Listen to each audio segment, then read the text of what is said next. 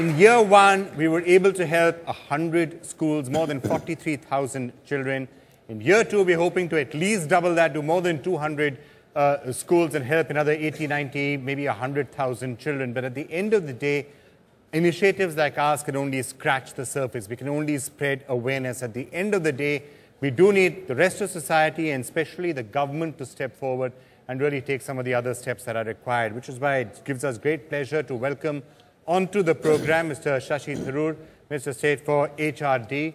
Shashi, it's a great pleasure to have you with us. Some of the issues that we've been trying to talk about as part of the Support My School campaign and others are issues that I'm sure are very much on the HRD ministry's agenda as well.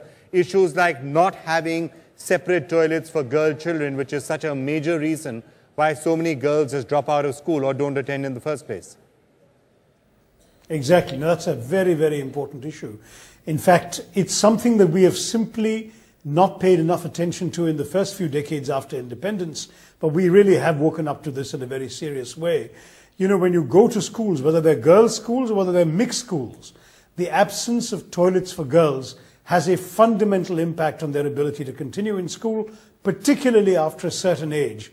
Young girls who need some privacy to go and change, for example, if they don't have a toilet at school, they'll end up going home and many of them won't come back. It's become a critical issue. In fact, in a very modest way, out of a small family foundation I have in my constituency, my wife Sunanda and I had been trying to construct toilets for girls because we know that there could be nothing more important as a concrete step towards just enabling girls to get the most out of school. One of the other things that's been worrying me a lot, especially in this ministry, is seeing the figures for dropouts of both boys and girls, but particularly girls after a certain age. You know, the government has done a great deal with the Sarva Shiksha Abhiyan and the Right to Education Act to pump a lot of money into schools, particularly primary schools. And we've actually managed to reach a phenomenal percentage of the eligible children for primary school. We actually have a gross enrollment rate of 104%. In other words, 104% against 100% being the estimated population of primary school children. But by the time you get to high school, by the time you get to class 8, that drops to 69%. And when you get to class 11 and 12, that drops to 39%. So we're looking at kids dropping out, boys and girls, or particularly girls, after class 8. And that's a great pity because they may have a little basic grounding, but the kind of completed education that you can only get by seeing your way all the way through school, that is lost. So it's very important not to underestimate how essential it is to keep kids in school. Toilets are very much a part of the answer. So is clean drinking water, adequate classroom facilities, libraries, midday meals, and the government of India is committed to financing and supporting all of these. And I'm just delighted that NDTV, Coca-Cola have got together to do exactly this, and I hope we can encourage more and more people to support your campaign. But I have to say it's absolutely great that we have Sachin and Aishwarya here with us, and they're really doing whatever they can to try and spread awareness, because if they say something, you know, the entire country listens and hopefully acts upon it. Aishwarya, would you like to ask Mr. Tharoor something or share any of your experiences with him? Well, actually, it's wonderful to hear the assurance that the areas of primary concern will be paid attention to. The only thing is we will be following up. That's just what I'd like to share with him. So it's not a question, but it's just quite an exchange where I'm telling you that we will be following up simply because it really matters. I think that's what then makes such initiatives ring real, where it goes beyond today. It goes beyond just the work that individual institutions do. I think when we collaborate together is when we'll be actually see fruition to the efforts, and that's where we will be extending to you. Aishwarya, thank you for that, because in fact, apart from being a star and a heroine for the nation, you're also the mother of a girl child.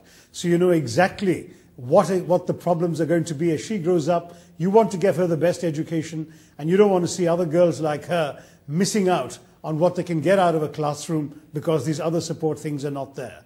So thanks, and you're always welcome to come and visit schools and tell us what you see. Thank you. Sachin, you're of course also the father of a girl child. You're the father of 2 kids, but Sarah's now going through class 10, right? Exams. Yes, she is. And I think something which is really important is to provide them a platform. You know, once you give them opportunities, they flourish. And we've seen many examples. In fact, today there were so many examples. And if we give them that platform to express their talent, we'd be smiling after a year, 10, 15 years, the country is going to look different. And that should be reason enough to support this cause.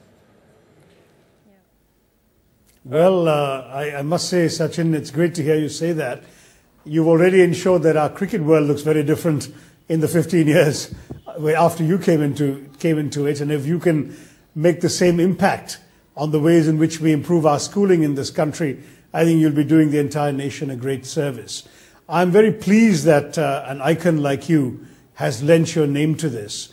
One of the challenges about helping promote education in our country is the extent to which, sadly, something like teaching is not seen, sadly, as a glamorous or rewarding occupation.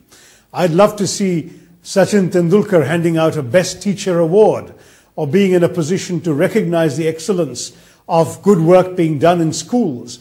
I think that it would inspire teachers, learners, and principals to be able to give of their best if someone like you is out there supporting the cause. So thank you for being here and being involved.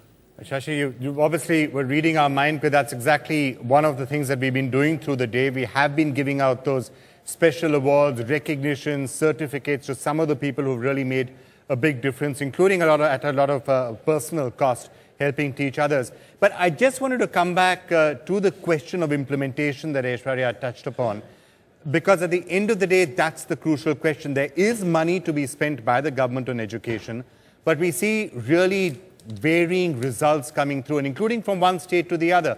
You're seeing states like Kerala, for example, or Gujarat, where there are lots and lots of lots and lots of toilets for girl children. In parts of the northeast or Jammu and Kashmir, that's not the case. So how do you ensure that implementation can really take off? That is a real challenge, because ours is a federal system and the state governments ultimately bear the principal onus of the responsibility for ensuring that schools in their states are doing what the central government is giving them money to do. Under the Sarva Shiksha Abhiyan, for example, there's money that's given for toilets, there's money that's given for school buildings, there's money given for building ramps so that disabled children can have access to the classroom. But the progress of implementation of spending this money and getting the results we want to see has been, shall we say, uneven. There has been progress, don't get me wrong. We have seen some real striking improvements in the figures and the percentages across the country in many states. But some places have not done as well as others.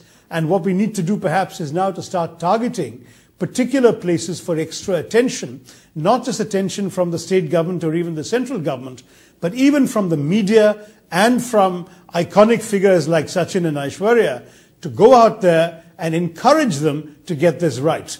There's something to be said for the harsh light of publicity. Sometimes it makes people feel good, sometimes it makes people feel ashamed and may get them to perform better. So keep up the good work. All right. Aishwarya, Sachin, any other question for Mr. Tharoor? At this point, I'd just like to thank him for the positivity. Yes, and let's hope that that happens. One final question from me then, Mr. Tharoor. That's the total amount that India spends on education as a share of GDP. Do you think we spend enough on education? Do we invest enough in education? We spend a lot of money elsewhere. But is that figure enough, or should we recognize that this really is arguably the single biggest investment that we will be making in the future of our country, whether it is education at the primary level, higher levels, skills development, and therefore we need to spend a lot more here? We have recognized that, Vikram. In fact, we were spending about 3% of GDP for most of our time since independence. Today, we're spending about 4.8% of a higher GDP, which means that much more money is going into education. And ultimately, my personal view is we should aim for the global benchmark of 6% of GDP, which would be a very high figure because our GDP, fortunately, has been growing, and that means a large sum of money.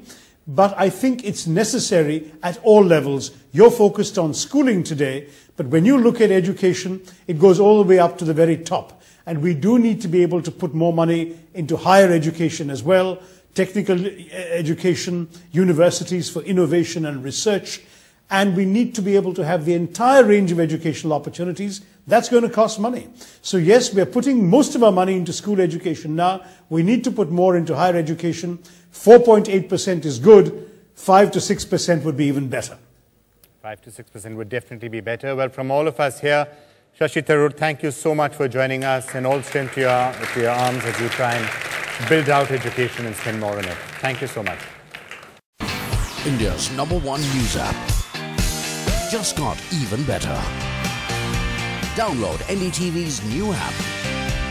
Fully optimized for retina display. Full screen view. Faster response time. And Sudoku. NDTV's new iPad app. Download now.